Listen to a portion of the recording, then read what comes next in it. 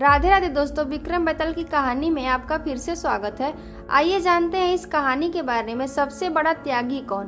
गांधार देश में ब्रह्मदत्त राजा का शासन था। उसी राज्य में एक हिरण्यदत्त नाम का वैश्य भी रहता था, जिसकी मदन सेना नामक एक पुत्री थी। एक दिन मदन सेना अपनी सखियों के साथ बाग में गई हुई थी। तभी संयोगवश वहाँ सोमदत्त नामक सेठ का लड़का ब्रह्मदत्त अपने मित्र के साथ वहाँ आया हुआ था। धर्मदत्त मदन सेना को देखकर उस पर मोहित हो गया और मन ही मन उससे प्रेम करने लगा।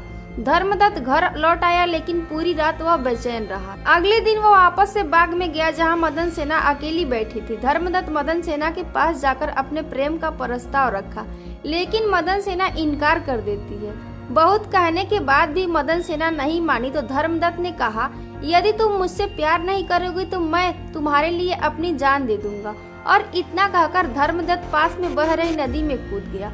मदन सेना सोचने लगी, जब डूबने लगेगा तो अपने आप बाहर निकल आएगा। लेकिन काफी देर हो जाने के बाद जब ब्रह्मदत्त बाहर नहीं आया तो मदन सेना उसको बचाने के लिए नदी में कूदी और उसको बचाकर नदी से बाहर ले आई। मदन सेना ने कहा, तुम कितने मूर्ख हो, तुम बाहर क्यों नहीं आए? कितनी देर हो गई थी। यदि तुम नदी में डूबकर मर जाते तो क्या होता? धर्मदत्त ने कहा, मैं तुम्हारे बिना जीवित नहीं रह सकता। मैं अपने प्राण देने के लिए नदी में कूदा था, मुझे तैरना नहीं आता। यह जानकर मदन सेना का हृदय पिघल गया और वह कुछ न बोली। फिर धर्मदत्त बोला, मदन सेना, मैं तुम्हें बहुत प्रेम करता हूँ और मैं पूर्णिमा की रात तुम्हारा प्रतीक्षा करूंगा, तुम जरूर आना। मदन सेना ने कहा, यदि ईश्वर ने चाहा तो मैं जरूर आऊंगी। इतना वार्तालाप होने के बाद वह अपने घर चली जाती है। उधर मदन सेना को देखने उसके घर लड़के वाले आए हुए थे। मदन सेना के माता पिता को लड़का पसंद था और लड़की वालों को भी मदन सेना पसंद थी। बात कुछ यूँ थी कि लड़के की दादी का अंतिम समय नजदीक था और वो अपनी मृत्यु से पहले अपने पोते का ब्याह होते हुए देखना चाहती थी। इसीलिए जल्द ही मदन सेना के विवाह करने का फैसला कर लिया गया। मदन सेना अपने माता पिता की इच्छा को टाल न सकी और उसका विवाह कर दिया गया। जब मदन सेना अपने पति के पास गई तो वह उदास होकर बोली, यदि आप मुझ पर विश्वास करें और मुझे अभय दान दे तो मैं आपको एक बात बताऊं। पति ने विश्वास दिलाया और वचन दिया तो मदन सेना ने सारी बात बताई। मदन सेना की बात सुनकर पति ने उसको चरित्रहीन समझा और मन ही मन उसका त्याग कर दिया। मदन सेना को जाने की आज्ञा भी दे दी और उसका पीछा करने लगा। मदन सेना नए कपड़े और गहने पहनकर जा रही थी। तभी रास्ते में उसको एक चोर मिला, जिसने मदन सेना का आंचल पकड़ लिया। मदन सेना ने कहा, तुम मुझे छोड़ दो, मेरे गहने लेना चाहो तो ले लो, बस मुझे जाने दो। चोर बोला, मैं तो तुम्हें पाना चाहता हूँ। मदन सेना ने चोर को सारा हाल बताया और कहा कि मैं पहले वहाँ जा आऊँ फिर तुम्हारे पास आऊंगी। चोर ने उसे छोड़ दिया और चोर भी उसके पीछे पीछे चल पड़ा।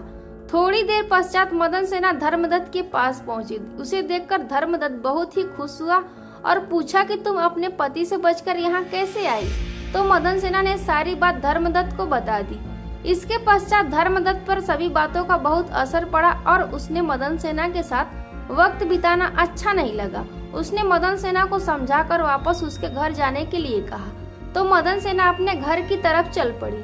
रास्ते में फिर वह चोर के पास गई। चोर सब कुछ जानकर बहुत प्रभावित हुआ और उसे खुद पर ग्लानि होने लगी, तो उसने मदन सेना को बिना कुछ किए ही वापस घर लौटने दिया। इस प्रकार मदन सेना सबसे बचकर अपने पति के पास वापस आ गई।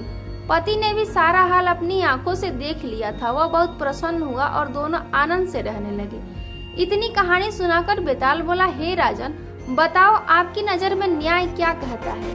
पति चोर ब्रह्मदत्त में सबसे बड़ा त्यागी कौन है? राजा विक्रम ने कहा, जो त्याग बिना स्वार्थ के किया जाए वही सच्चा त्याग है। चोर का त्याग सबसे बड़ा त्यागी है, क्योंकि पति तो उसे दूसरे आदमी पर रुझान होने के कारण त्याग देता है। धर्मदत्त का मन इसीलिए बदल गया कि उसे भी यह डर लग रहा होगा कि कहीं उसका पति राजा के समक्ष जाकर उसको दंड न दिलवा दे। लेकिन चोर का तो किसी को भी नहीं पता था। इसके बावजूद चोर ने मदन सेना के गहने भी नहीं लिए और न ही उसको कोई क्षति पहुंचाई। इसीलिए उन दोनों में सबसे अधिक त्यागी चोर था। राजा का जवाब सुनकर बेताल बड़ा खुश हुआ और बोला, राजा, सच में तुम बहुत ही न्याय प्रिय हो, तुम्हारा न्याय विश्व विख्यात होगा। बेताल हंसकर बोला, राजन, तुमने मुंह खोला, मैं चला। इतना कहकर बेताल वापस से पेड़ पर जा लटका और राजा विक्रम वापस बेताल के पीछे पीछे जाकर बेताल को पेड़ से नीचे उतारकर आगे बढ़ते हैं। इस कहानी से हमें ये सीख मिलती है कि हमें अपने धर्म का पालन करना चाहिए और त्याग से बढ़कर कुछ भी नहीं है। तो आज की विक्रम बेताल की कहानी में इतना ही। मिलते हैं फिर से नई कहानी के साथ। सुनते रहिए तब तक क्रिएटिव कहानियां पर विक्रम बेताल की कहानियां। तब तक के लिए जय सीताराम।